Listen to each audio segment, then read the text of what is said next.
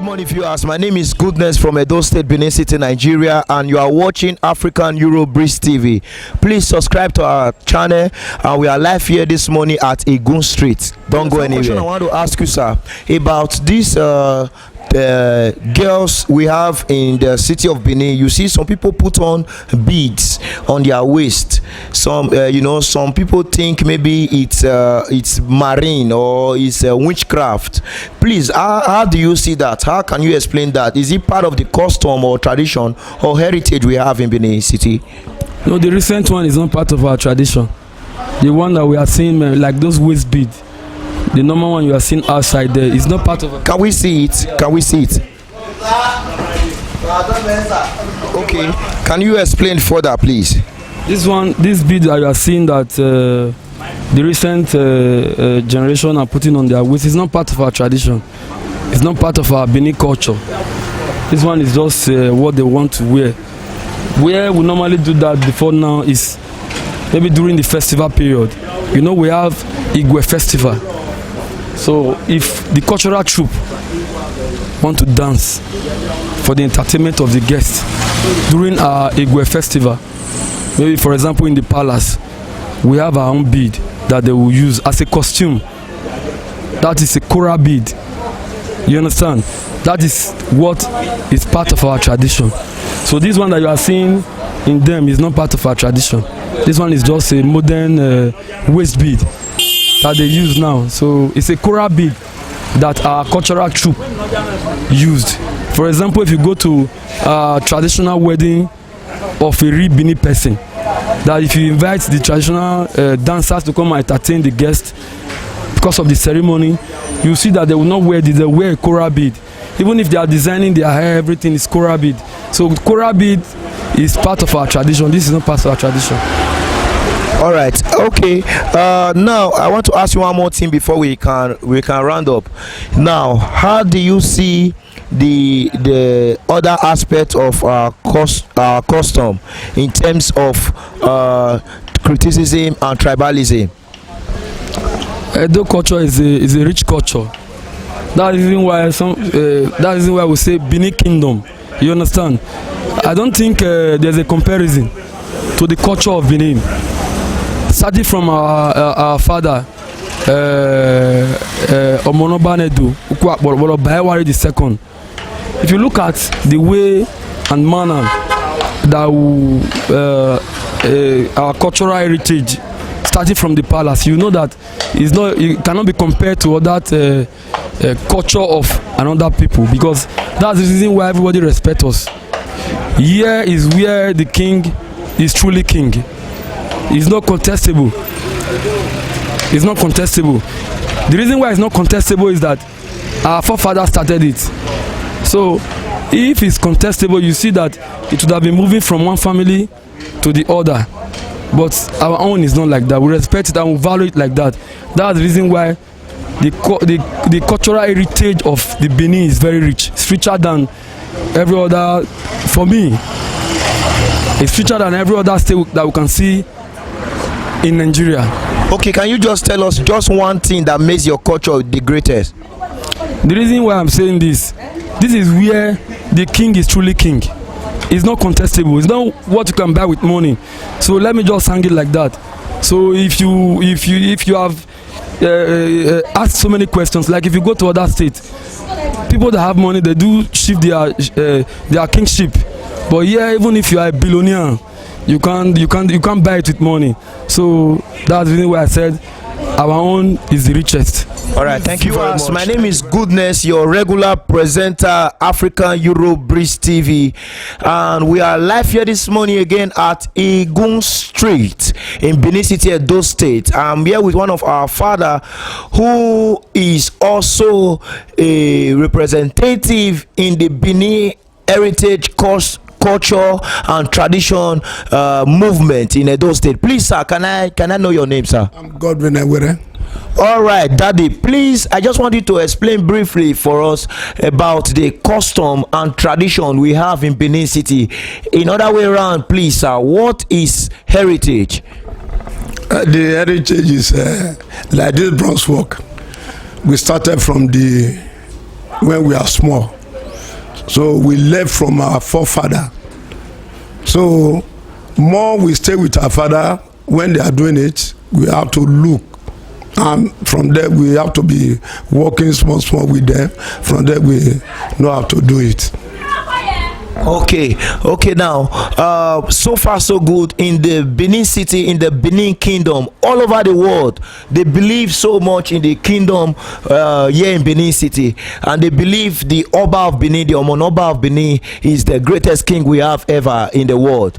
It's really. So how can you tell us about that, sir? With that one, as we are growing, we have knew that the Oba of Benin, who holds the whole land, I check here. That is, they say the Oba of Benin, who holds the whole land from here to overseas. So that is what I know for there. All right.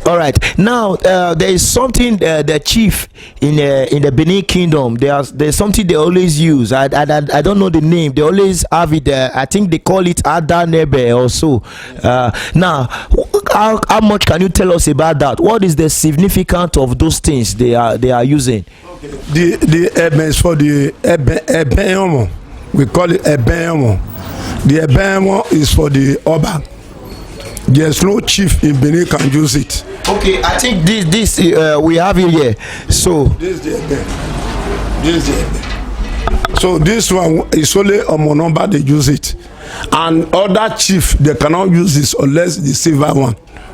So the other is only the Omada hold it with Oba. This is the bronze one. Sir, please, what is Amada? That is that is the people stand with the Oba. So they stand by the side and we hold it with him. Or in case like now say somebody get something wrong, you can even use this one to swear. Finish. Okay. All right. Now in this section, now we are having the Ada Nebe. So far so good.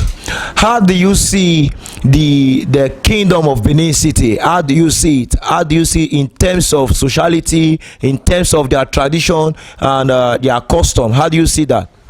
With that, I have knew that really Benin we are into tradition, which is the Omonoba. When he came to power, he had to improve it again.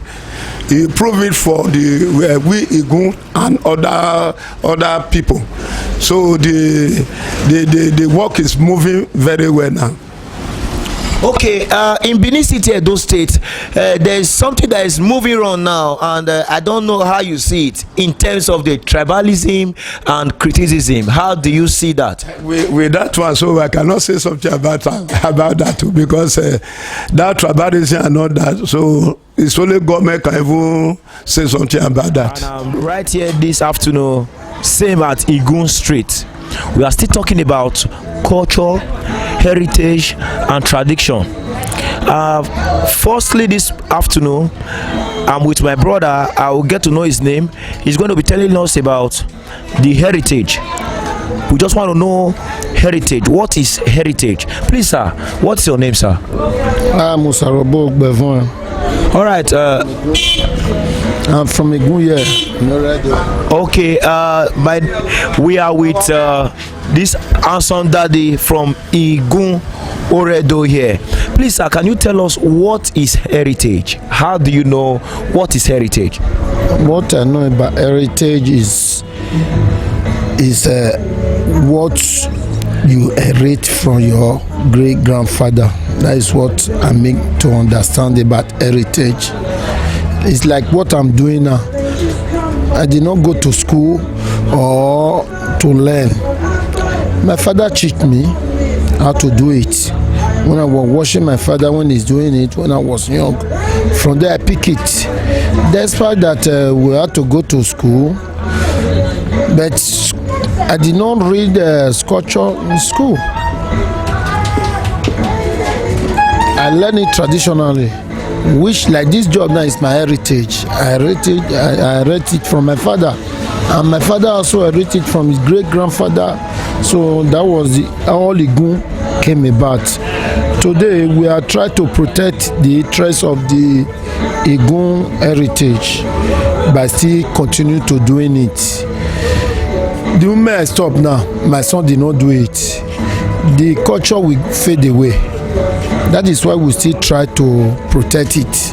It's not necessary maybe what we get from it, because right now we doesn't gain much from it because of the cost of the material, but we are still protecting it because of our great grandchildren to come, for them to see meet our Igun heritage. That is what I know about heritage. So, sir, let me ask you this: why do people fight about this heritage? Why did they kill themselves? They are fighting. You are seeing people fighting for this heritage. How? Why is that happening, sir? All depends on the type of heritage. Like landed property, they can be fighting about it. Like our own here now, you cannot fight about it. If you want it, if you are from here, you can learn, you can do it. Because of the money involved in landed property, that is why you see people brother kill brother for heritage. So apart from the money aspect, I don't think they don't supposed to kill themselves for anything heritage, because it's God gift. It's not by your power. So that is what I say about it. All right, sir, how do you see this young generation this time around, who don't like to go into all this kind of job, all this kind of culture, who don't like to do it? You know, people now say we are in a modern age, computerized age. Everybody's now using the computer to work. Everybody's now using various stuff in this new era to work. What is your fear about that? What is your fear about it? What I think is causing it is, one, financially. Like my father have 15 children, I'm the eldest, but today I'm the only one person that is doing this job. The rest are in various business.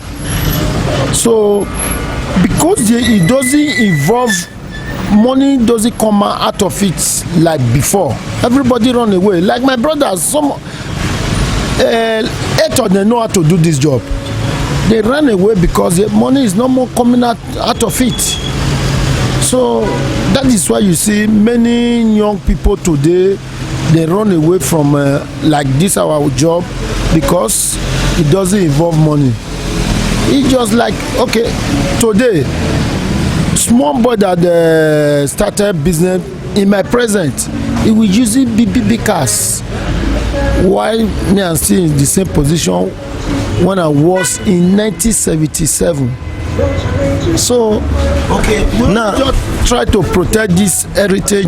Money is no more coming out of it. It's not like before. Number one, now the cost of the raw material is too high.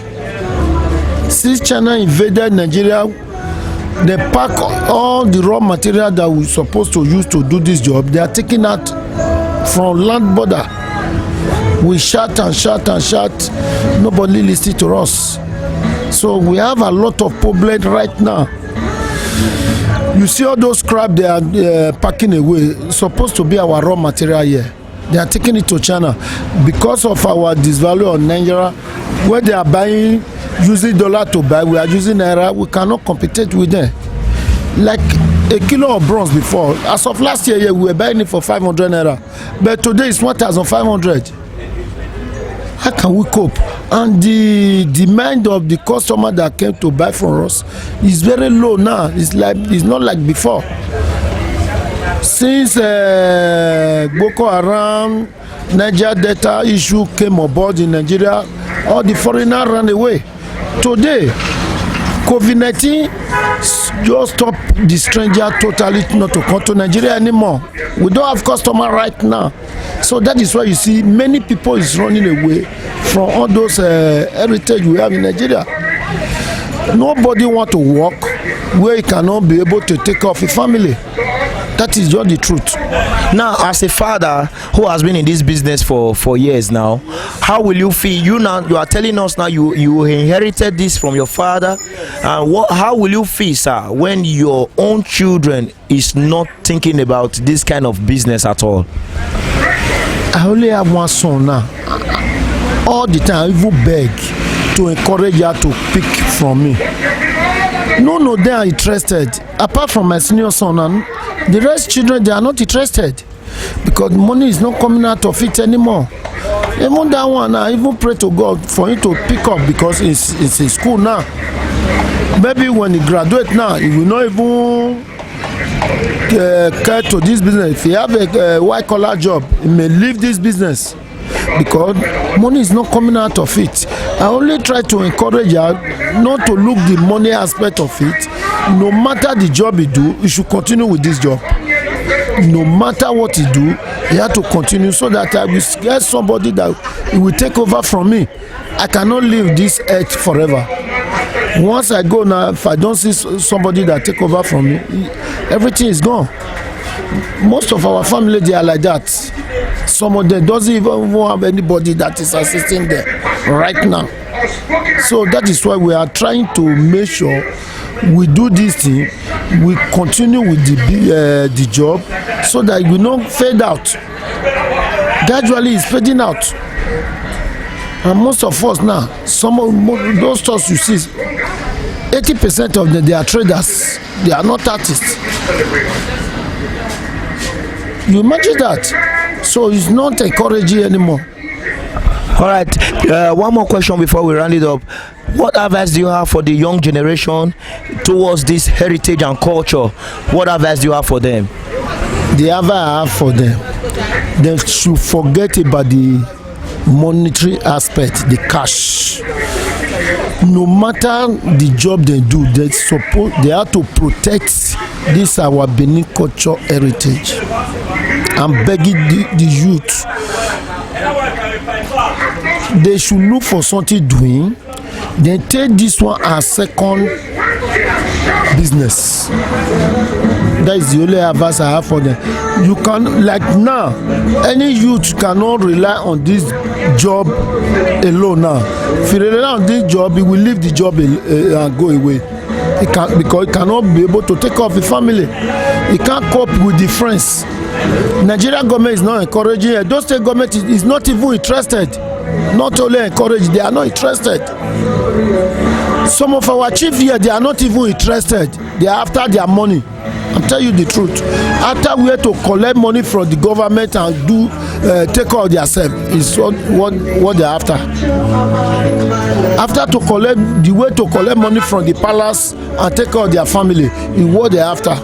They are not after or encourage the youth to pick up from them. Any money that come from outside to enter this business now, it will go through the chief and will not go to the right person that is doing this job. That is the problem we have now. So I beg the youth not to look after that one.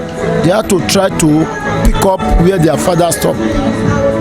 That is the advice I have. All right, good morning, viewers. My name is Goodness from Edo State, Benin City, Nigeria, and this is African Euro Breeze TV. Please subscribe to our TV channel. God bless you.